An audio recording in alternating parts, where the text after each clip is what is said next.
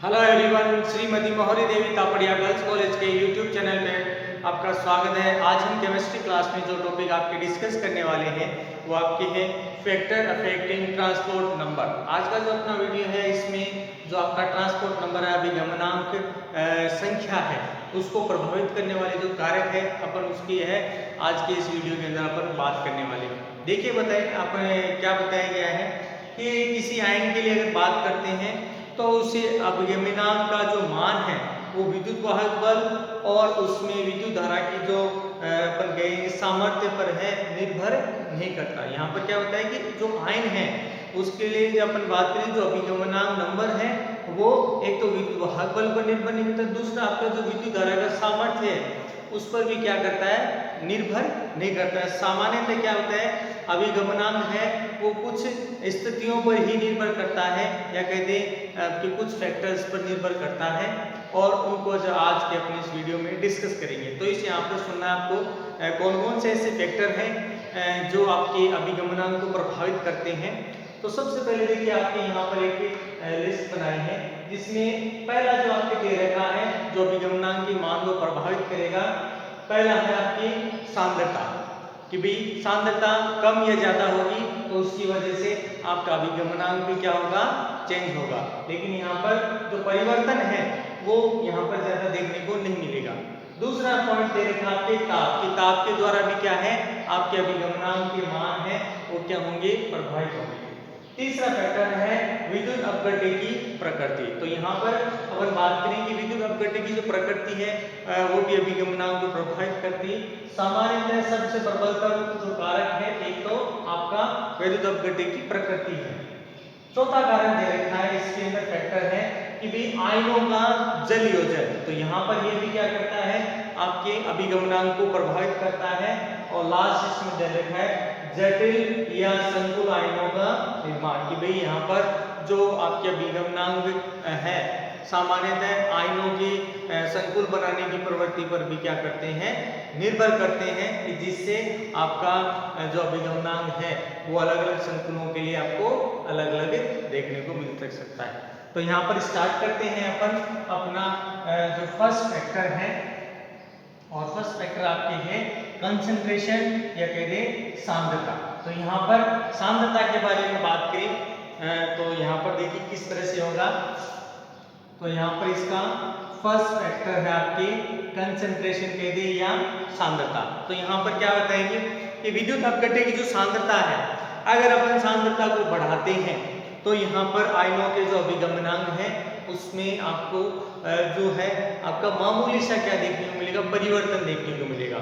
और सामान्यतः ये जो परिवर्तन है जो आंसैगर आपकी समीकरण है ये उसके द्वारा क्या किया जाता है आपके प्रदर्शित किया जाता है। तो यहाँ पर अगर अपन क्या करते हैं सांद्रता बढ़ाते हैं, ठीक है भी आयनों की क्या करते हैं अपन ने सांद्रता बढ़ा दी तो यहाँ पर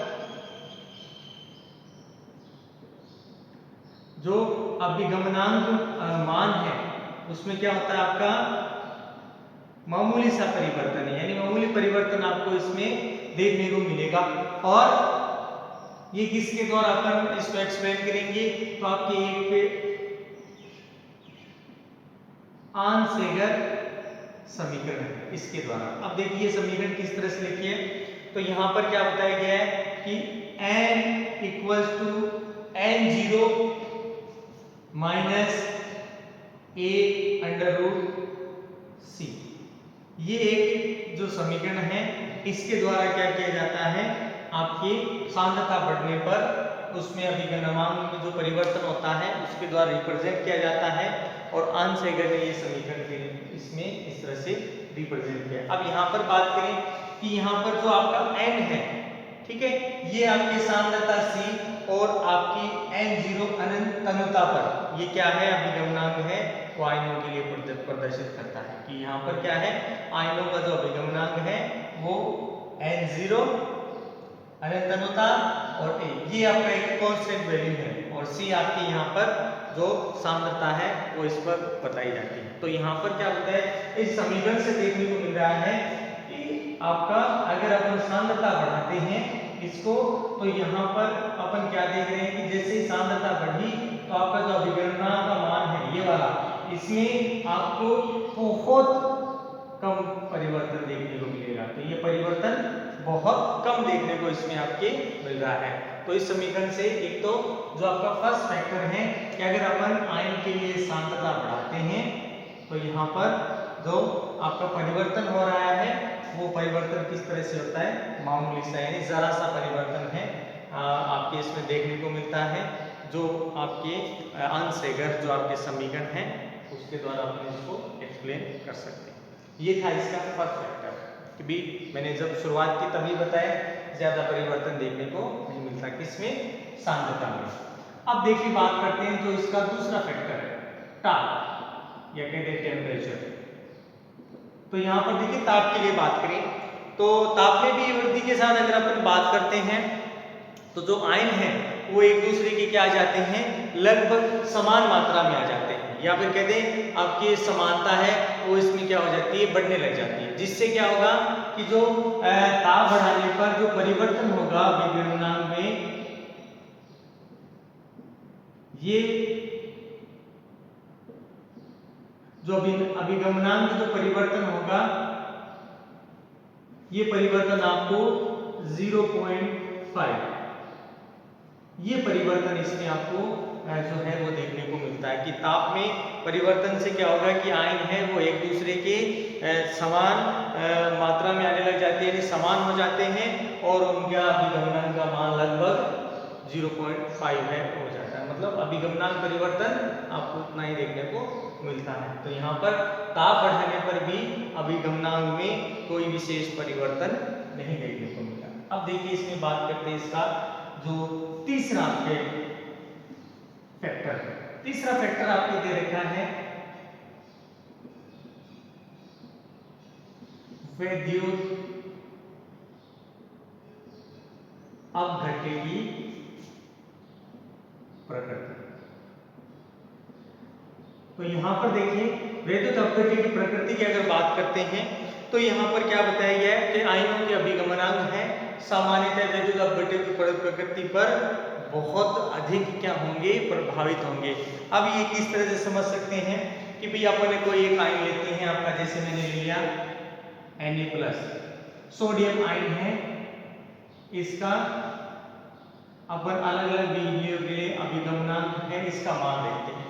तो यहाँ पर देखिए सोडियम है उसमें अगर बात करें जैसे आपका इसका एक हो गया NaCl, NaBr और तीसरा हो गया NaNO3। जब इनके लिए इनके अभिगमनांक मान देखे गए तो सभी में क्या देखने को मिलता है, सभी के लिए यहाँ पर क्या प्राप्त होता है, इनके अभिगमनांक है उनके मान क्या होंगे आपको अलग अलग देखने को मिलते हैं। अब देखिए ये जो स्थिति उत्पन्न हुई है, ठीक है, इस स्थिति का जो मुख्य कारण है वो आयन की गतिशीलता है, उस पर बात करें या उस पर जो है आयन की गतिशीलता पर निर्भर करता है। किस पर निर्भर करेगा, आयन की जो गतिशीलता है वो इस पर निर्भर करता है। साथ में क्या होता है, इस बात पर भी निर्भर करता है कि वो किस आयन से संबंध है। मतलब यहाँ पर सोडियम के अलावा अगर यहाँ पर बात करें तो जो अन्य आयन है वो किसके साथ जुड़ा हुआ है, ये उस पर भी निर्भर करता है कि भाई आपका जो अभिगमनांक है इसका मान कितना होगा। कि भाई अगर सोडियम के लिए बात करें तो सिर्फ अकेले के लिए बात करें तब तो कह सकते हैं कि अभिगमनांक स्थिर है, लेकिन अगर इसके ही कोई अपन लवण ले लें, इसका कोई आयन ले लें तो यहाँ पर क्या देखने को मिलेगा, इसके लिए अलग है, इसके लिए अलग है और इसके लिए अलग है। मतलब अभिगमनांक का मान अलग अलग देखने को मिलेगा। और ये किस पर निर्भर करता है कि भाई इसके साथ जुड़ा हुआ जो अन्य आयन है उसकी गतिशीलता पर, कि अन्य आयन होगा और उसकी गतिशीलता जितनी ज्यादा होगी उतना ही अभिगमनांक का मान यहाँ पर देखने को मिलता है। यानी दूसरे आयन द्वारा भी क्या किया जाएगा, अभिगमनांक को प्रभावित किया जाएगा। तो यहाँ पर अलग अलग विद्युत अपघट्यों के लिए क्या देखने को मिलता है, जो अभिगमनांक का मान है वो क्या देखने को मिलता है, अलग अलग देखने को मिलता है। ये था इसके लिए तीसरा। अगला है आपके आयनों का जल योजन। किसके लिए बात की है हमने कि आपके आयनों का क्या हो रहा है, जल योजन।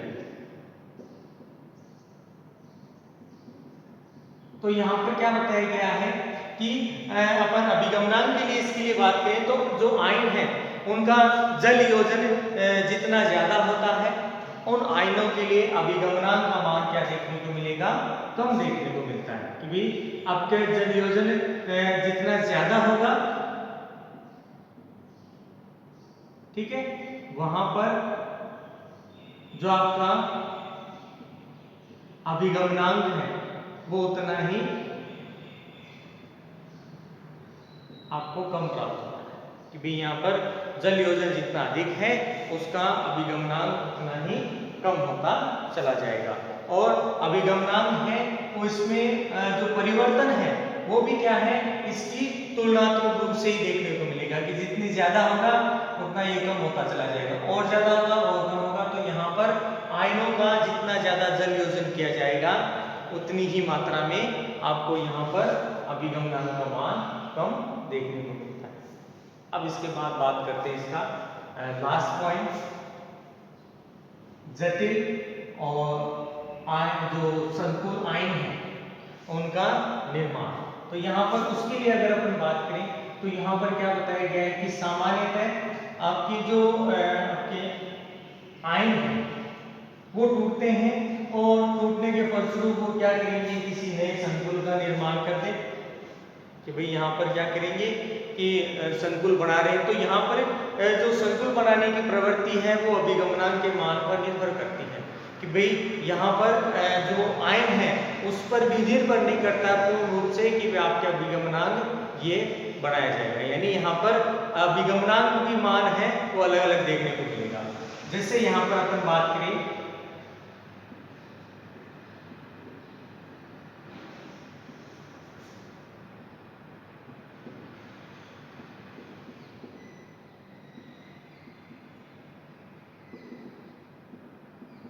अब देखिए यहाँ पर एक एग्जाम्पल दिया गया है, किससे रिलेटेड, कैडमियम आयोडाइड से रिलेटेड। कि कैडमियम आयोडाइड है उसका एक विलयन है और उस विलयन का यहाँ पर मान दे रखा है 0.05 नॉर्मल का, कैडमियम आयोडाइड विलयन। इस विलयन के लिए जो कैडमियम है वो किस अवस्था में होता है, Cd+2 आयन अवस्था। अब इसके लिए अभिगमनांक की बात करें तो इसके लिए अभिगमनांक का मान 0.042 है, वो आपकी प्राप्त होता है। कि भाई आपका ये विलयन है, कैल्शियम आयन यहाँ पर +2 ऑक्सीजन अवस्था में है और साथ में इसका अभिगमनांक का मान इतना प्राप्त है। ये आपके अभिगमनांक मान है इसके लिए। अब यहाँ पर क्या बताया गया है कि ये इसमें इसका क्या किया, अपन ने सामान्य वियोजन किया है, ठीक है, वियोजन किया और उसके द्वारा ये चीज हो रही है। तो यहाँ पर क्या देखने को मिलता है कि सामान्यतः अपन ने इसका क्या किया, आयनों का वियोजन किया है। तो यहाँ पर क्या देखने को मिलता है कि जनरली आयनों का वियोजन है अगर अपन करते हैं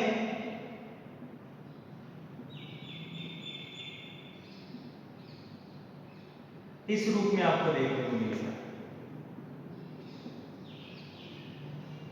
अपन ने आयनों का वियोजन किया, वियोजन करने पर ही आपको इसमें प्राप्त होता है। लेकिन क्या बताया गया है कि जो कैडमियम आयोडाइड है उसके स्थान पर ये वियोजन संपन्न नहीं होता, और यहाँ पर ये जो वियोजन है वो निम्न प्रकार संपन्न होगा।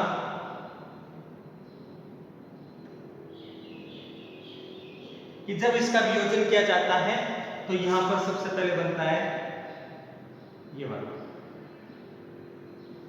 उसके बाद ये वापस टूटता है। तो यहां पर बात करें ये आयन बन गया और प्लस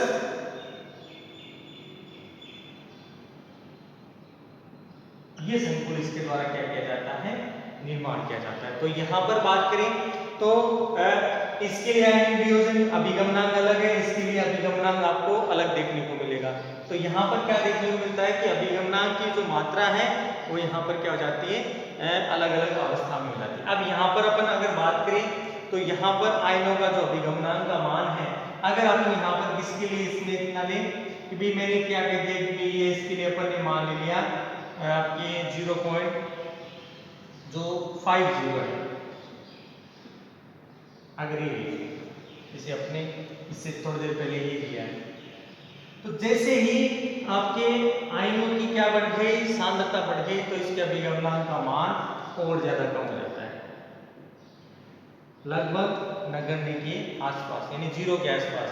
तो यहाँ पर क्या देखने को मिलता है कि सांद्रता बढ़ी तो उसके फलस्वरूप यहाँ पर क्या देखने को मिलता है, आपके आयन अभिगमनांक कह दें या आयन अभिगमनांक, तो इसका मान और ज्यादा कम हो जाता है। और कैडमियम जो आयोडाइड है सामान्यतः इसमें इस तरह से अभिगमनांक है, उसमें ये वियोजन न संपन्न करा के आपके संकुल का क्या किया जाता है, निर्माण किया जाता है। और यहाँ पर आप क्या देख रहे हो कि इसमें सामान्यतः कैडमियम के साथ क्या उपस्थित है, आपका रेनाइन है वो उपस्थित है, जिससे इसके अभिगमनांक का मान जो क्या है घटकर 0 के लगभग हो जाता है। किसकी वजह से, संकुल निर्माण की वजह से। और ये जो अपन बात करें कि भी अभिगमनांक के मान में ये जो आपका परिवर्तन होता है या असाधारण रूप से इसमें ये चीज देखने को मिलती है, तो ये सामान्यतः आपका असाधारण अभिगमनांक के नाम से जाना जाता है कि अब ये जो अभिगमनांक है वो किस तरह का होगा, असाधारण अभिगमनांक कहलाता है। ये प्रोसेस क्या हो जाएगी, असाधारण अभिगमनांक की, जहां पर जो कैडमियम है उसके साथ रेनाइन उपस्थित होगा और ये क्या करेगा, इसकी जो अभिगमनांक की मान है वो लगभग क्या है, 0 के लगभग कर देता है। तो उसकी वजह से क्या देखने को मिलता है कि जो अभिगमनांक का मान है वो बहुत ज्यादा कम हो जाता है। तो ये था डियर स्टूडेंट आपकी फैक्टर अफेक्टिंग ट्रांसपोर्ट नंबर, अभिगमनांक को प्रभावित करने वाले कारक, जिसमें आपकी सांद्रता, ताप और उसके बाद विद्युत अपघट्य की प्रकृति, जल वियोजन या जल योजन कहते हैं, आयनों का जल योजन कहते हैं ये, और लास्ट आपका था आपके संकुल आयन का निर्माण। ठीक है, तो ये थे आपके फैक्टर अफेक्टिंग या ट्रांसपोर्ट नंबर को प्रभावित करने वाले कारक। I hope you dear student आज का अपना वीडियो आपको पसंद आएगा। वीडियो को लाइक करें, शेयर करें और इससे रिलेटेड आपके जो नोट्स बनाते रहें, और इस वीडियो देखने के लिए धन्यवाद।